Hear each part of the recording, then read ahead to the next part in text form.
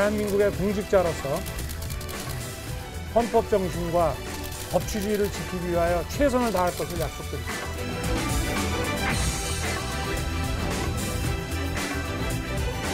검찰은 국민이 원하는 개혁을 받아들이고 실행해야 마땅합니다. 검찰이 개혁에 집단 저항하는 것으로 보이기 때문에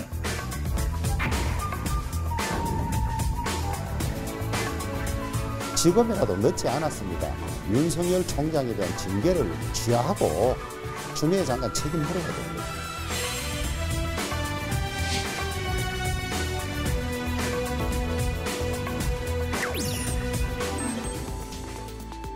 네, 여의도 사사건건 오늘은 중진 의원 두 분입니다. 정청래 민주당 의원, 권성동 국민의힘 의원 나오셨습니다. 안녕하십니까? 네, 안녕하십니까. 자, 먼저 예산안 소식부터 말씀 나누고 가야 될 것 같습니다. 오늘 여야가 국회 본회의 통과를 약속을 했는데 먼저 여야 입장 듣고 말씀 나누도록 하겠습니다. 2021 회계연도 예산안 처리에 대한 마지막 조율의 과정을 거쳤습니다. 그래서 최종적으로 합의 사항이 국회는 서민주거안정대책, 2050 탄소중립 달성, 중소기업 소상공인 지원 등을 위한 서해를 포함하여 증액 규모를 7.5조 원 수준으로 한다. 코로나19 3차 확산으로 피해를 입은 업종과 계층을 지원하는 예산 3조 원 수준과 국민들께 접종할 코로나19 백신의 물량 확보에 필요한 예산 9천억 원 수준을 우선적으로 증액 반영한다. 국회는 국민들의 고충, 경제위기 상황 등을 감안하여 우선순위 조정을 통해 예산을 5조 3천억 수준으로 최대한 삭감하여 순중 규모를 2조 2천억 원 수준으로 최소화한다. 자, 국회 본회의가 2시에 예정이 돼 있었는데 8시로 일단 미뤄진 것 같습니다. 어쨌거나 오늘 통과가 된다면 이제 6년 만에 처음으로 법정 기한 안에 예산안이 통과되는 거라고 하는데 국채 2조 2천억 원 발행하기로 했고 또 뉴딜 예산도 삭감하기로 서로 조금씩 양보를 한 것 같아요. 오랜만에 국민의힘 야당이 야당다운 야당을 했다. 본인들이 좀 실리를 좀 챙겼습니다. 그래서 깎을 것 같고 올릴 거 올리고 그래서 야당안이 많이 반영이 됐고 네. 그래서 6년 만에 이제 합의 처리로 법정 기한 안에 이제 예산안이 처리가 되게 돼 있는데요. 원래 오후 2시에 예정이 됐었는데 이제 시트 작업이라는 게 있습니다. 네. 이제 증액하고 깎고 감액하고 있으면 그걸 그 예산에 맞게 이제 맞춰야 되거든요. 일자리까지. 네. 그래서 그 작업이 실무적인 작업이 남아 있는데 오늘 안으로 이제 통과될 것 같고요. 그리고 야당에서 주장했던 4,400만 명 백신이라든가 그리고 재난지원금 같은 경우도 원만하게 합의가 돼서 좀 다행스럽게 생각합니다. 네, 예산안은 분위기가 일단 좋습니다. 예, 모처럼 여야 협치의 결실을 맺은 사안이다 이렇게 생각을 해서 국민들에게도 좀 좋은 모습을 보여줘서 다행이다 이런 생각이 듭니다. 네. 원래는 그 재난지원금은 3차 재난지원금은 정부 여당은 추경해서 반영할 계획이 있었습니다만 우리 당이 본 예산에서 반영하자 그래서 뭐 뉴딜 예산이라든가 불효불급하지 않은 예산을 5조 3천억 삭감을 하고 여기에 3차 재난지원금 3조, 그다음에 백신 예산, 구입 예산 9천억 이래가지고 7조 5천억을 이렇게 이제 증액을 시켰거든요. 그러다 보니까 이제 국채가 2조 2천억이 발행하게 됐습니다. 여하튼 예산 자체는 슈퍼 예산이고 또 재정 건전성 약화를 초래할 네. 그런 예산인데 지금이 코로나 시국이다 보니까 그런 점에 대해서는 국민들께 널리 이해를 구해야 될 것 같습니다. 근데 이제 국민들이 조금 아쉬워하는 부분이 이번에 재난지원금 규모가 3조 원이라 1차, 2차 때보다는 많이 적은 액수라 좀 개개인 입장에서 봤을 때는 전 국민 상대로 했으면 좋았을 거라는 생각을 하는 분들도 사실은 많거든요. 맞습니다. 저도 예산이 전 국민에게 이제 지급이 되면 좀 예산은 좀 줄어들지 않습니까? 네. 그렇다 할지라도 이제 전체 보편적 복지 차원에서 전체에게 지급했으면 좋겠다. 그리고 좀 더 어려우신 분들은 플러스 알파 이렇게 했으면 좋겠는데 또 예산이 또 한정이 돼 있고 또 이제 야당에서 주장하시는 대로 재정 건전성이 또 그럼 또 위협받는 거 아니냐 이런 면에서 봤을 때 그 부분은 이제 타협할 수밖에 없었고 그래서 이번에는 여야가 그 부분에 이제 약간의 의견 차이가 있었는데 좀 원만하게 잘 합의를 한 것 같습니다. 그러니까 이게 이제 1차 재난지원금은 전 국민에게 지급된 보편적 지급이었고 2차는 선별적으로 지급했잖아요. 네. 그런데 이제 3차 유행이 오다 보니까 취약계층이 점점 늘어나요. 뭐 소상공인, 중소기업 등등을 해서 그래서 이번에도 재정 여력이 없기 때문에 선별적으로 지급하는 것으로 이렇게 결론이 났고 만약 코로나 사태가 내년에도 금년과 같이 계속 지속된다 그런다면은 아마 추경을 통해서 보편적 지급 예산을 마련하자는 얘기가 나오지 않을까 이런 생각이 듭니다. 네. 자, 이제 오늘 진짜 주제로 한번 넘어가 보도록 하겠습니다. 윤석열 총장에 대한 직무 정지 결정이 번복이 돼서 어제부터 이제 출근을 시작을 하게 됐는데요. 출근 모습 보고 말씀 나누도록 하겠습니다.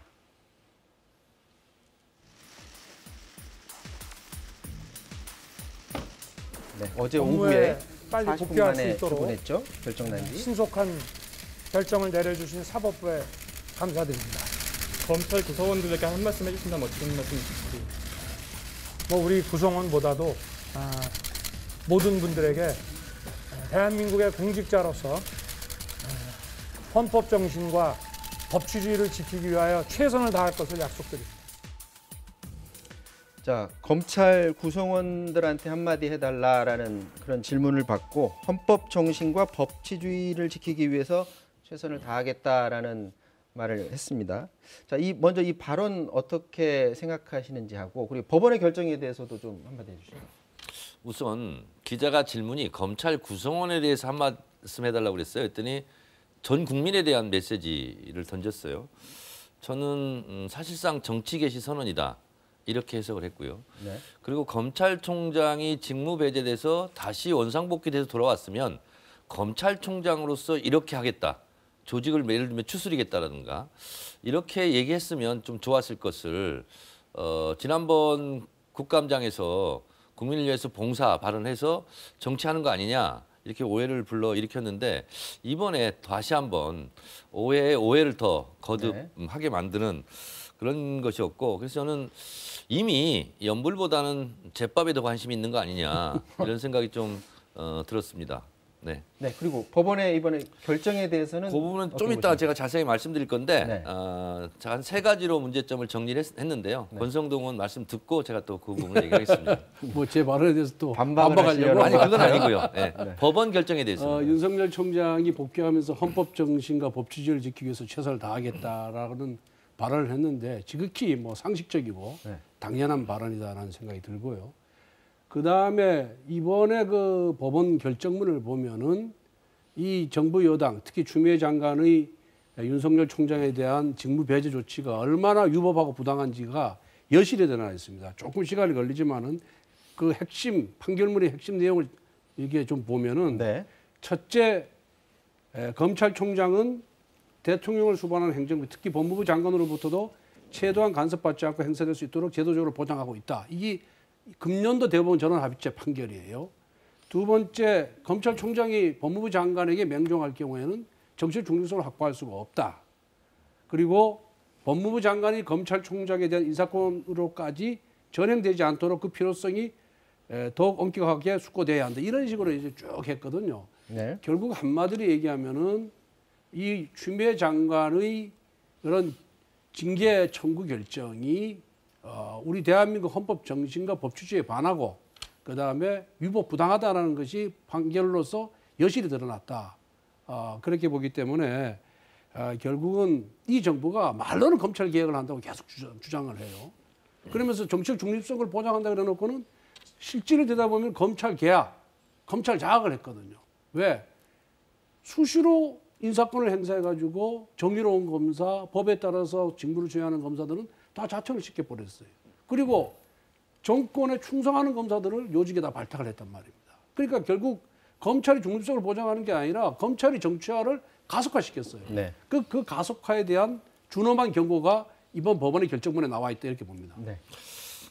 윤석열 검찰총장의 대국민 메시지도 저는 좀 부적절했다고 보는데 복귀하자마자 월성 1호기 감사원에 대한 수사를 보강을 지시했어요. 그것은 대통령 공약사항이거든요. 대통령과 정면으로 1대1로 맞서겠다 하는 의지의 표현이고 대단히 행정부 공무원 수수가 아닙니까? 저는 부적절하다고 보는데 이번 가처분 신청의 이제 인용 결정은요. 본안 소송에는 판단하지 않는다. 네. 그러니까 징계 결정이 그리고 징계 내용이 이렇다 저렇다는 간섭하지 않겠다. 다만 이 가처분 신청은 긴급성, 위중성, 비대체성 이 세 가지를 가지고 판단하거든요. 그런데 회복할 수 없는 손해를 볼 것 같다라고 판단을 한 겁니다. 네. 자, 근데 이것이 왜 문제가 있냐면요. 첫 번째는 뭐냐면 검찰총장이 직무배제가 되니까 검사들이 다 흔들린다. 그러면 검찰총장이 공백 상태가 이전에도 많았거든요. 그러면 검사들이 다 흔들렸는가? 수사를 제대로 안 했는가? 이런 반론에 이제 직면하게 되는 거고요. 두 번째는 검찰총장에 있는 지위 같은 경우는 잠시라도 비어서는 안 된다. 이거예요. 그러면 박근혜 대통령은 탄핵이 되고 헌재에서 인용될 때까지 3개월 동안 직무 배제 상태였거든요. 그러면 그것은 어떻게 설명할 것인가? 이런 문제가 남는 거고요. 또 하나는 검사징계법 제8조 2항에 보면 법무부 장관은 검찰총장을 포함하여 검사에게 필요한 경우 직무 배제를 할 수 있다. 직무를 정지할 수 있다. 이런 조항이 있어요. 그러면 어느 경우도 법무부 장관은 이 검사징계법에 대해서 누구든지 징계하기가 직무 정지하기가 어려운 걸로 지금 돼버렸거든요. 네. 그래서 본안 소송에는 관여하지 않겠다고 했으면서 실질적으로는 본안 소송에 영향을 미칠 그런 파장을 좀 낳았다. 그래서 저는 가처분 신청의 행정소송이 80% 정도가 인용된다고 하지만 이번 같은 경우는 어떻게 보면 상징적인 거거든요.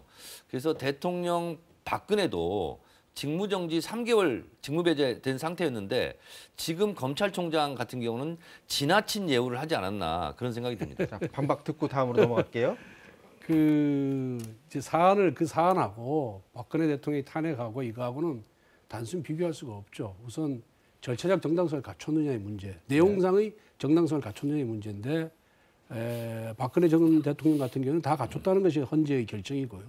이거는 법원의 결정이 절차적 정당성을 갖추지 못했다는 거예요. 네. 그리고 어제 법무부 장관이 위촉한 감찰위원회에서도 절차적 정당성을 갖추지 못했다. 그중에 한 3분은 내용상의 정당성도 갖추지 못했다. 이렇게 판단을 내렸고요. 그다음에 검사들이 이걸 무슨 검난이다, 집단적인 저항, 검찰 개혁에 대한 저항이다 이렇게 표현을 하는데 그런 식으로 몰아가는 거는 국민들을 겁박하는 거예요. 네. 검사들이 지금 이 정부 들어서 소위 검찰 개혁이라는 검경 수사권 조정이라든가 공수처 집단적으로 반발한 거 봤습니까? 다 수용을 했어요. 그런데 이번 추미애 장관이 여러 차례 인사권을 전행해도 다 수용을 했어요. 그런데 이번에 집단적으로 반발하는 거는 그 과정도 그렇고 절차도 그렇고 내용이 도저히 법조인의 양심으로는 받아들일 수 없기 때문에 평강사서부터 위에 고등검사장까지 저들이 다 누가 시키지도 않았는데 다 나선 거예요. 심지어는 추미애 장관이 오른팔 왼팔이라고 하는 법무부 차관, 대검 차장까지 다 나선 거예요. 이런 사태의 심각성, 추미애 장관의 전행에 대해서 이걸 비판할 생각을 안 하고 거기에 대해서 반발하는 검사들 향해서 집단 반발이다, 개혁에 대해서 저항하는 것이다라고 인식하고 거기에 대해서 계속해서 겁을 주는 정부 여당의 태도가 오히려 오만 방지하고 불손하게 비춰지는 겁니다. 네. 저는 오히려 검사들 2,000명이 넘는데 어떻게 저렇게 일사불란하게 거의 전체주의처럼 움직일 수 있을까? 이거는 검찰 조직 보위부 요원들처럼 보였어요. 저는 사람에게 충성하지 않는다. 윤석열 총장이 얘기했잖아요. 조직에는 오로지 맹목적으로 충성한다. 그래서 검사 동일체라는 문화가 아직도 남아있구나. 그래서 오히려 검찰들의 무소불위의 권력을 70여 년 동안 지켜오다 보니까 자기의 본인이 오른손 칼을 들고 왼손을 칠 수 없는 거거든요. 그래서 검사들 내부에서는 검찰 개혁을 기대하기 어렵겠구나. 그래서 결국은 이 또한 국민 여론으로 검찰 개혁을 할 수밖에 없구나 이런 생각을 했습니다. 자, 두 분은 이렇게 장황하게 이에 대한 입장과 이제 설명을 해주셨는데 여야 지도부에서는 뭐라고 얘기를 했는지 듣고 계속해서 말씀 나눠보도록 하겠습니다. 어제 법원이 윤석열 검찰총장을 직무에서 배제하라는 명령에 대해서 효력 정지 결정을 내렸습니다. 또한 법원은 징계 사유의 옳고 그름에 대한 판단과는 무관하다고 적시했습니다. 법원의 판단을 존중합니다. 규정과 절차에 따른 법무부의 결정을 기다리겠습니다. 민주당은 어떤 난관이 있더라도 시대적 과제인 검찰 개혁을 국민과 함께 완수하겠습니다. 정작 국민들이 보기에 정치적 중립성을 훼손하고 있는 것은 법무부 장관 자신입니다. 민주당 출신의 5선 의원이었자 민주당의 당대표를 지낸 사람입니다. 그런 전력을 가진 사람이 누구를 그렇게 비판하는지, 뭐 묻은 개가 겨 묻은 개를 나무란다는 속담이 바로 생각이 납니다. 문재인 대통령께서는 추미애 법무부 장관에게 징계를 취하하도록 명령을 해주시고 이런 사단을 일으킨 추미애 장관을 즉시 경질하시기 바랍니다. 자, 주호영 원내대표는 추미애 장관의 경질까지도 지금 얘기를 했고요. 자, 이제 관심은 이제 모레 열릴 징계위원회인데 뭐 아시다시피 지금 고기영 법무부 차관이 이제 사의를 표했기 때문에 새로운 차관이 뽑혀야 되는데 조금 전에 이제 기사가 나왔습니다. 이용구 변호사가 새로운 차관으로 임명이 됐는데 법무부 실장을 역임했었고요. 지금 실장이 법무부 실장이고 그리고 이전에 부장판사 출신입니다. 부장판사 출신인데 그렇다면은 이제 바로 징계위는 차관으로 바로 임명됐으니까 바로 예정대로 열리겠죠? 그러니까 문재인 대통령 입장으로서도 신속하게 법무부 차관을 임명해야 추미애 장관은 징계 요청자이기 때문에 징계위원회에 못 들어가게 돼 있어요. 네. 그러면 위원장이 직무대행이 차관인데 차관이 공석이니까 신속한 내정을 한 것 같습니다. 그래서 징계위원회는 열릴 것 같고요. 그것은 그래서 징계의 수위는 이제 결정이 되겠지만 저는 심각하게 다른 면을 보는 것이 제가 어느 기사를 보니까요. 윤석열 검찰총장이 이렇게 얘기했어요. 징계위에서 어떤 결정이 나와도 승복하지 않겠다. 대통령의 재가가 있어도 승복하지 않겠다. 이렇게 이제 발언한 걸로 이제 보도가 되었어요. 일부 언론이 그렇게 보도했죠. 일부 언론에 이제 제가 그 기사를 보고 페이스북에도 올렸는데요.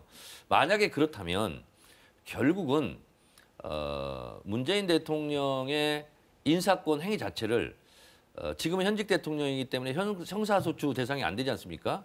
일단 직권남용으로 걸어놓고 임기가 마치고 나서 소송전을 하지 않겠느냐. 이런 저는 예측을 좀 하게 되었어요. 왜냐하면 징계 결정 나고 예를 들면 뭐 해임이든 정직이든 감봉이든 대통령이 사인하게 되면 그 즉시 효력이 발생하거든요. 근데 그것을 승복하지 않겠다라고 했다라면 대통령의 인사권 자체에 대한 도전이고 항명이라고 저는 생각을 합니다. 네. 뭐 징계위원회는 이제 법무부 차관을 임명했으니까 예정대로 아마 진행할 겁니다. 여기서 물러나면은 레임덕이 온다라고 정부 여당은 인식하고 있을 거고요. 그리고 이 정부가 단 한 번도 국민들의 뜻을 존중해서 물러난 적이 없어요. 자기들이 딱 정책을 결정하든 방침을 결정하면은 국민들이 뭐라고 욕을 하든 비난하든 항의를 하든 전혀 아랑곳하지 않고 밀고 나가는 것이 이 정부의 특징이에요.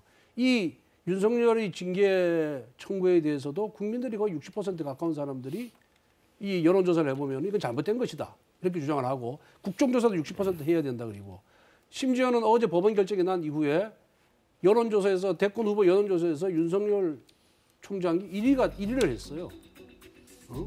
그러니까 결국은 이 와중에 이렇게 된 마당에 이걸 물러선다 그런다면은 정권의 존립이 위태롭다 이렇게 생각하는 것 같습니다. 그러니까 밀고 나갈 것인데 문제는 이제 그 고기영 법무부 차관 보고 징계위원장 하니까 나 안 하겠다고 사표 냈고요.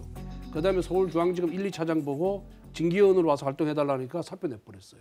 이성윤 서울검사장까지도 그렇게 정권에 충실하던 이성윤 서울검사장까지도 연금도 알아보고 명예퇴직 절차를 알아봤다는 거 아니겠습니까? 결국 검찰 내부에서는 이게 워낙 부당하고 위법하니까 이거 잘못 여기 발담겼다가는 내가 나중에 형사처벌 받을 뿐만 아니라 내 명예를 너무 손상시킨다. 내 명예를 회복할 길이 없다 해가지고 지금 엑소더스가 일어나고 있는 거예요. 이 정권으로부터. 탈출 행렬에 다 모든 검사들 다 지금 동참을 하고 있어요. 이런 와중에 이제 외부 인사를 이용구 실장을 차관으로 임명해가지고 외부 인사를 동원해가지고 징계를 하겠다는 거거든요. 그러면 이 징계 자체가 부당한데 이걸 수용을 할 수가 있겠습니까?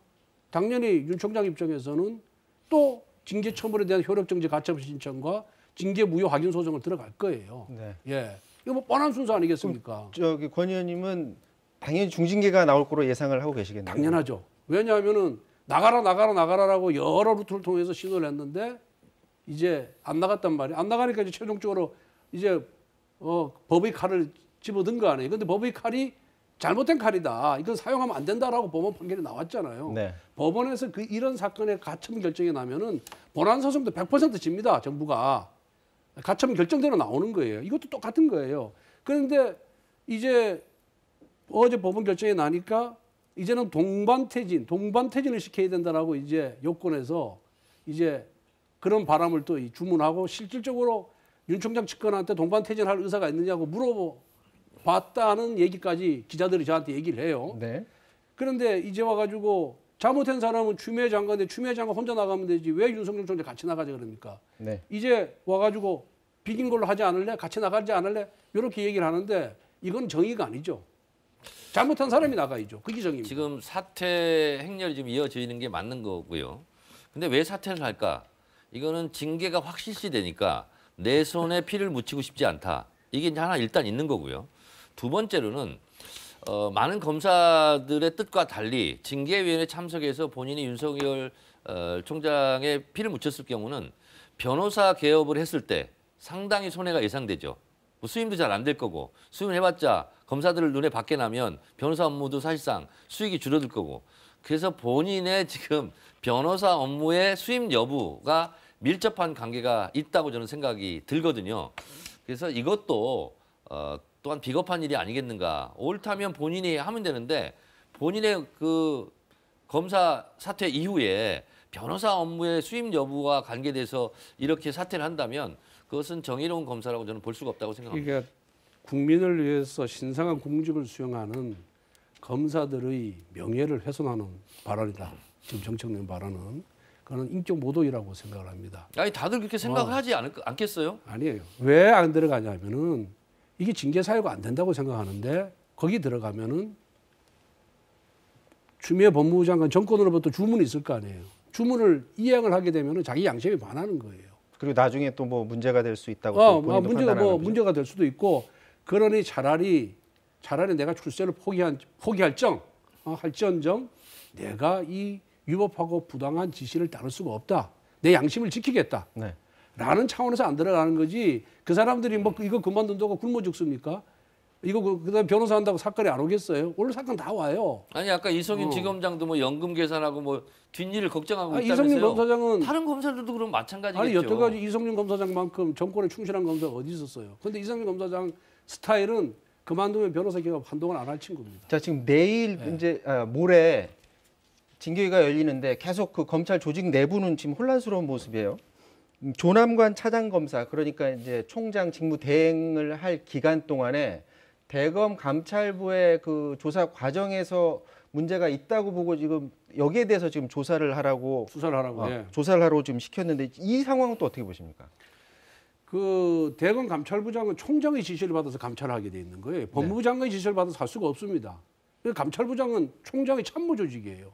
최종 의사결정권자는 검찰총장이거든요. 그런데 검찰총장 권한대행에 보고도 하지 않고 승인도 받지 아니한 상태에서 자기 멋대로 감찰 조사를 시작한 거예요. 그러니까 이게 이제 직권남용이 된다라고 보고 수사를 시작한 거죠. 어느 조직에서 예컨대 KBS 사장이 있는데 사장이 최종 의사결정권자 아닙니까? 그런데 보도국장이 난 사장의 뜻은 이런데 난 내 멋대로 하겠다. 보도는 좀 다르지만 예컨대 사업국장이. 그래 되면 그 사업국장 책임을 물어야 되는 거 아니겠어요? 똑같은 거예요. 청와대에서 대통령 뜻은 이런데 대통령한테 보고도 안 하고 정무수석이나 민정수석이 자기 멋대로 했다. 그러면 대통령이 그걸 용인해야 됩니까? 용인할 수가 없는 거죠. 네. 결국 이 문제는 가장 핵심적인 6가지 사항 중에서 판사 사찰이 어느 정도 됐느냐, 그리고 어느 정도 불법성을 띠느냐, 이 여부에 따라서 감찰이 옳았느냐 틀렸느냐가 결정될 것 같습니다. 그래서 징계위에서 이제 공개될 판사의 사찰 부분, 이 부분이 핵심적 쟁점이 될 것 같고요. 일각에서는 뭐 그냥 정보를 모은 거다 그러는데 제가 보기에는 이게 사찰이 맞고요.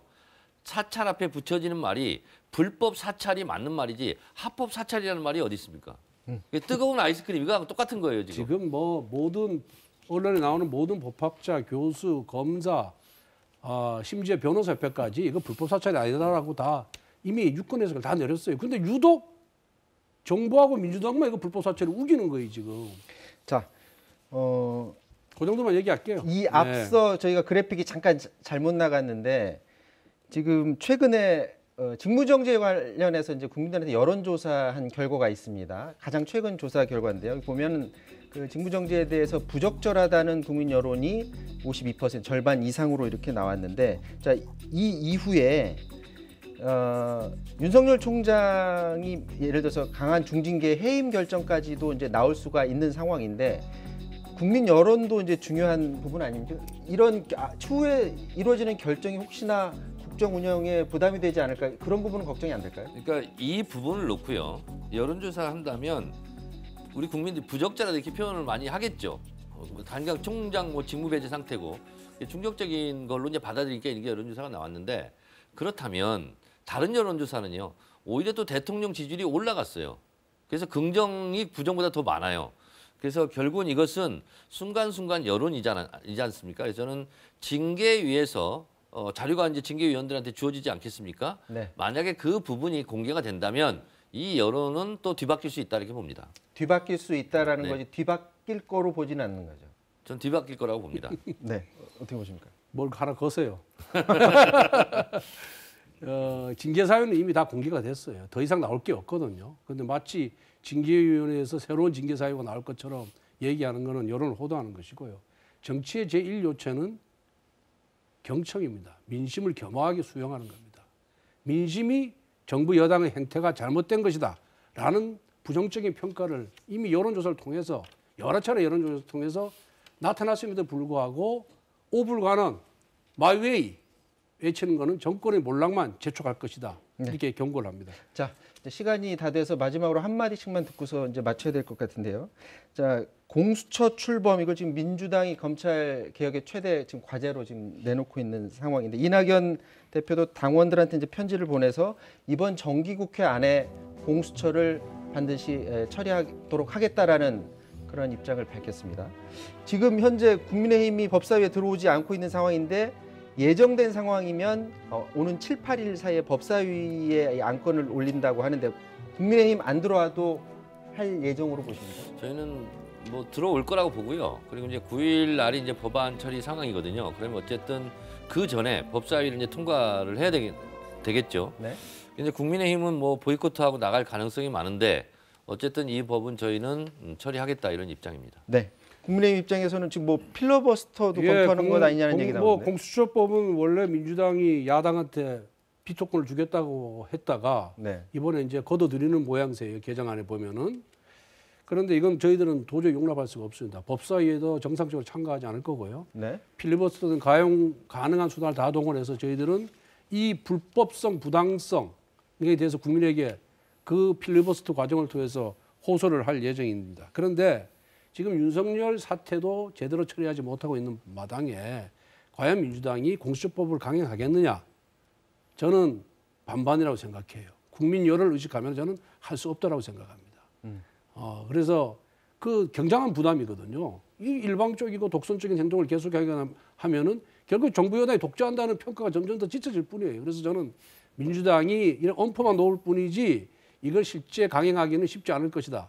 이런 생각이 들고요. 그 전에 저도 여러 차례 방송에 나와서 또 이 자리에서 얘기했지만은 여야 합의로 공수처장을 제대로 된 인물을 구해서 정치 중립성을 지킬 인물을 찾아서 임명을 하면은 이 문제는 다 해결되리라 이렇게 생각합니다. 자, 침대 축구를 중단해 주시기 바랍니다. 네. 자, 이제 다음 주에 두 분 나오셨을 때 어떤 얘기를 할지가 굉장히 궁금한데, 징계위가 내일 모레입니다. 다음 주 두 분이 어떤 얘기를 내놓을지 한번 지켜봐야 될 것 같습니다. 지금까지 권성동 정청래 의원과 말씀 나눴습니다. 말씀 고맙습니다. 고맙습니다.